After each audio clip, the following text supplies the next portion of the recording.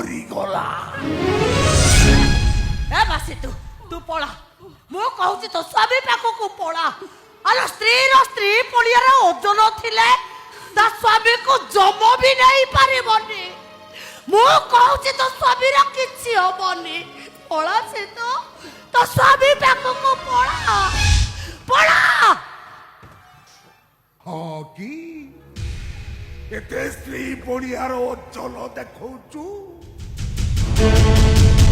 ସତୀ ସାଧ୍ୱୀ ନାରୀ ତୁ କହିବାକୁ ଚାହୁଁଛୁ ତୋ ପାଇଁ ମୁଁ ବଞ୍ଚିଛି? ଖାଇବାକୁ ପାଉନଥିଲ, ଚୁଡ଼ା ଖାଇ ବଞ୍ଚୁଥିଲ। ଚିରା ସାର୍ଟକୁ ସିଲେଇ କରି ମତେ ବାହା ହବାକୁ ଯାଇଥିଲ। ମୁଁ ଆସିଲା ପରେ ଇଟା ଶ୍ରମିକରୁ ଇଟା ଭାଟି ମାଲିକ ହେଲ। ଏ 50 ଟଙ୍କାରେ ଗୁଣ୍ଡା ପାହାଟେ କରୁଥିଲ, ଏବେ ଭିଲିଆନ କରୁଛ। ପଳା ସେ ତ ସ୍ୱାମୀ ପାଖକୁ ପଳା। ଚାଲ ଭାଉଜ ଚାଲ। ଯା। ଗୁରୁମା ଠିକ କହିଛନ୍ତି, ଯାହା ତମ ଭାଗ୍ୟରେ ଥିବ ସେଇଆ ହବ। ଚାଲ ଭାଉଜ ଚାଲ, ଏ ମଣିଷଟାର କଥା ଜମା ଶୁଣନି। ଚାଲ ଭାଉଜ ଚାଲ। ତ କଣ କହିଲୁ? କଣ କହିଲୁ? ମୋ ମଣିଷ ବେ ମୋ ମଣିଷ ଯିଏ ନିଜ ପୁଅର ନୁହେଁ, ସିଏ ବାପ ନୁହେଁ, ରାକ୍ଷସ।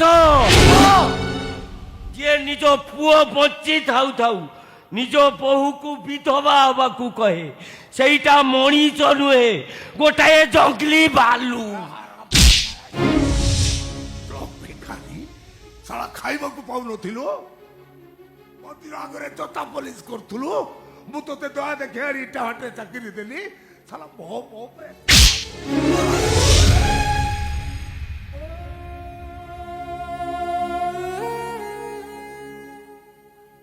ମୋର ଭୁଲ ହେଇଥିଲା ସେଦିନ ତମ କଥା ମାନି ତମ ପାଖରେ ଚାକିରି କରିବା।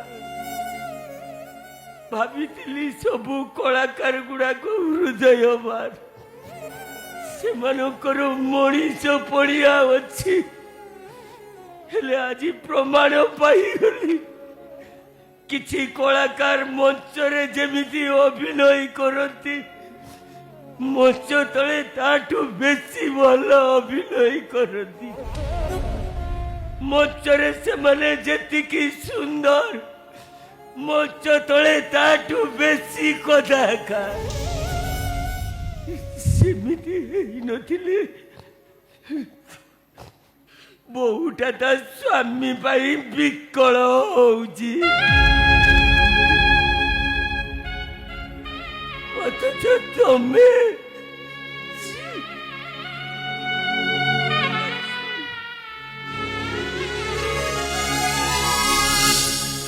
ଆପଣଙ୍କ ହାତ ଯୋଡୁଛି, ଆପଣଙ୍କ ଗୋଡ ତଳେ ପଡୁଛି। ମୋ ସ୍ୱାମୀକୁ ବଞ୍ଚେଇ ଦିଅନ୍ତୁ ନନା, ମୋ ସ୍ୱାମୀକୁ ବଞ୍ଚେଇ ଦିଅ। ଆରେ ମୋ କଥା ବୋଲି ବିଧବା ହେଇଯା। ଦେବତାରୁ ସିନ୍ଦୁର ଭାଙ୍ଗିଦେ, ହାତରୁ ଶଙ୍ଖ ଓହ୍ଲେଇ ଦେ, ବେକରୁ ମଙ୍ଗଳସୂତ୍ର। ନନା ଆପଣ ବୁଝୁନାହାନ୍ତି କାହିଁକି? ସମ୍ପଦକୁ ବିନା ମୁଁ ବଞ୍ଚେଇ ପାରିବିନି ନନା, ବଞ୍ଚେଇ ପାରିବିନି। ମୁଁ ପଥର କାହାରି କଥା ବୁଝି ପାରେନି ଲୋ ସିତୁ।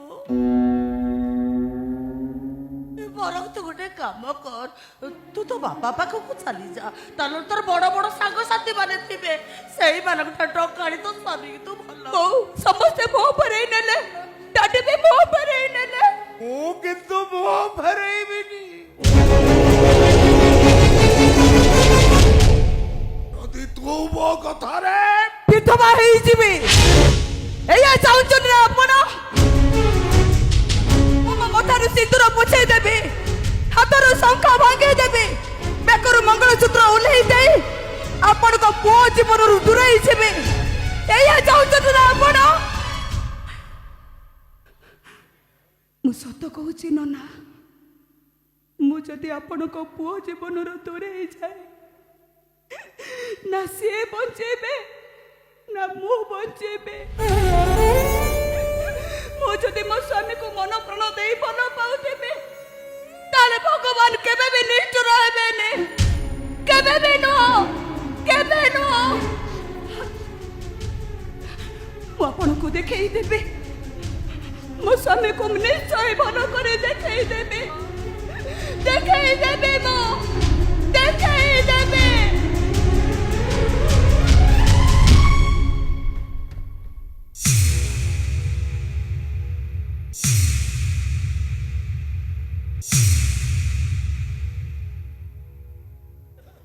ବାହାଘରର 8 ବର୍ଷ ପରେ ପୁଅ ଜନ୍ମ ହୋଇଥିଲା।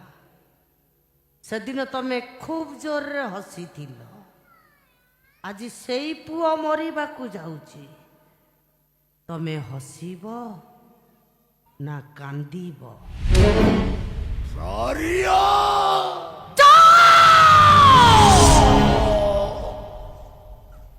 ମରିଗଲା। ଏ ବାସି ତୁ ପଳା। ମୁଁ କହୁଛି ତ ସ୍ୱାମୀ ପାଖକୁ ପଳା। ଆଲୋ ସ୍ତ୍ରୀ ପଡ଼ିଆରେ ଓଜନ ଥିଲେ ତା ସ୍ୱାମୀକୁ ଜମ ବି ନେଇ ପାରିବନି। ମୁଁ କହୁଛି ତ ସ୍ୱାମୀର କିଛି ହବନି। ପଳା ସେ ତ ସ୍ୱାମୀ ପାଖକୁ ପଳା ପଳା। ହଁ କି ଏତେ ସ୍ତ୍ରୀ ପଡ଼ିଆର ଓଜନ ଦେଖଉଛୁ?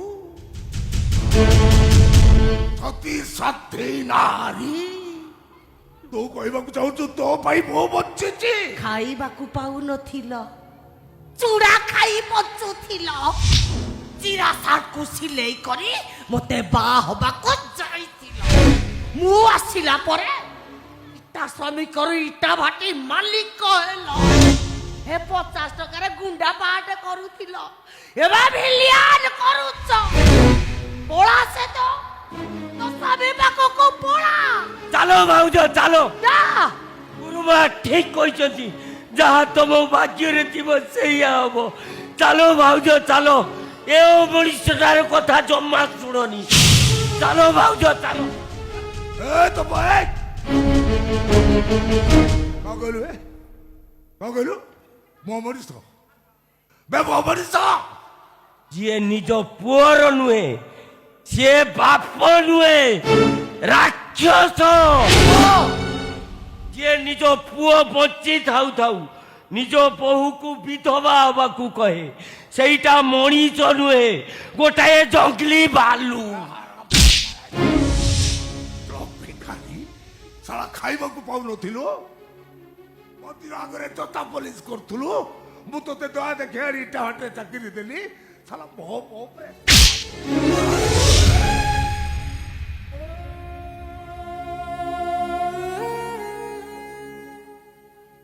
ମୋର ଭୁଲ ହେଇଥିଲା ସେଦିନ ତମ କଥା ମାନି ତମ ପାଖରେ ଚାକିରି କରିବା। ଭାବିଥିଲି ସବୁ କଳାକାର ଗୁଡାକ ହୃଦୟବାନ, ସେମାନଙ୍କର ମଣିଷ ପଡ଼ିଆ ଅଛି। ହେଲେ ଆଜି ପ୍ରମାଣ ପାଇଗଲି, କିଛି କଳାକାର ମଞ୍ଚରେ ଯେମିତି ଅଭିନୟ କରନ୍ତି, ମଞ୍ଚ ତଳେ ତାଠୁ ବେଶୀ ଭଲ ଅଭିନୟ କରନ୍ତି। ମଞ୍ଚରେ ସେମାନେ ଯେତିକି ସୁନ୍ଦର, ମଞ୍ଚ ତଳେ ତାଠୁ ବେଶୀ କଦାକାର। ସେମିତି ହେଇନଥିଲେ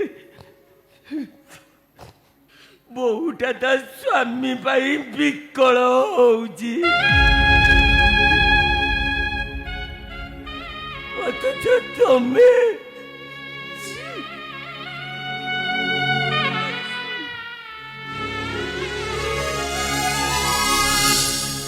ଆପଣଙ୍କ ହାତ ଯୋଡୁଛି, ଆପଣଙ୍କ ଗୋଡ ତଳେ ପଡୁଛି।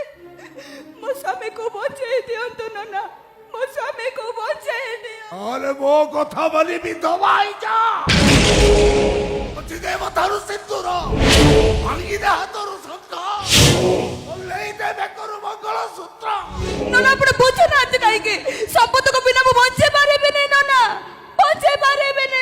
ପଥର କାହାରି କଥା ବୁଝି ପାରେନି ଲୋ ସିତୁ। ବରଂ ତୁ ଗୋଟେ କାମ କର, ତୁ ତୋ ବାପା ପାଖକୁ ଚାଲି ଯା। ତାହେଲେ ତୋର ବଡ ବଡ ସାଙ୍ଗସାଥି ମାନେ ଥିବେ, ସେଇମାନଙ୍କ ଠାରୁ ଟଙ୍କା ଆଣି ତୋ ସ୍ୱାମୀକି ତୁ ଭଲ। ବୋଉ ସମସ୍ତେ ମୋ ଉପରେ ନେଲେ, ଡାଡି ବି ମୋ ଉପରେ ନେଲେ, ମୁଁ କିନ୍ତୁ ମୁହଁ ଫେରେଇବିନି।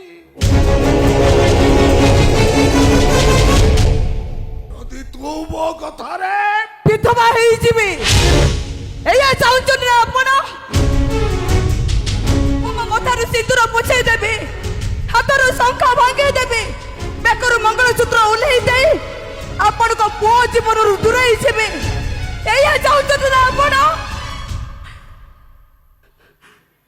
ମୁଁ ସତ କହୁଛି ନନା, ମୁଁ ଯଦି ଆପଣଙ୍କ ପୁଅ ଜୀବନରୁ ଦୂରେଇ ଯାଏ, ନା ସିଏ ବଞ୍ଚେଇବେ ନା ମୁଁ ବଞ୍ଚେଇବେ। ମୁଁ ଯଦି ମୋ ସ୍ୱାମୀକୁ ମନ ପ୍ରାଣ ଦେଇ ଭଲ ପାଉଥିବି, ତାହେଲେ ଭଗବାନ କେବେ ବି ନିଷ୍ଠୁର ହେବେନି, କେବେ ବି ନୁହଁ, କେବେ ନୁହଁ। ମୁଁ ଆପଣଙ୍କୁ ଦେଖେଇ ଦେବି, ମୋ ସ୍ୱାମୀକୁ ମୁଁ ନିଶ୍ଚୟ ଭଲ କରି ଦେଖେଇ ଦେବି, ଦେଖେଇ ଦେବି, ମୁଁ ଦେଖେଇ ଦେବି।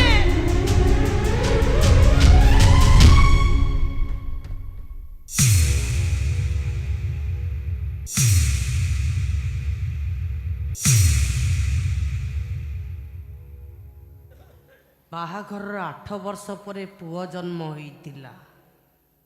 ସେଦିନ ତମେ ଖୁବ୍ ଜୋରରେ ହସିଥିଲ। ଆଜି ସେଇ ପୁଅ ମରିବାକୁ ଯାଉଛି, ତମେ ହସିବ ନା କାନ୍ଦିବ? ସରିଆ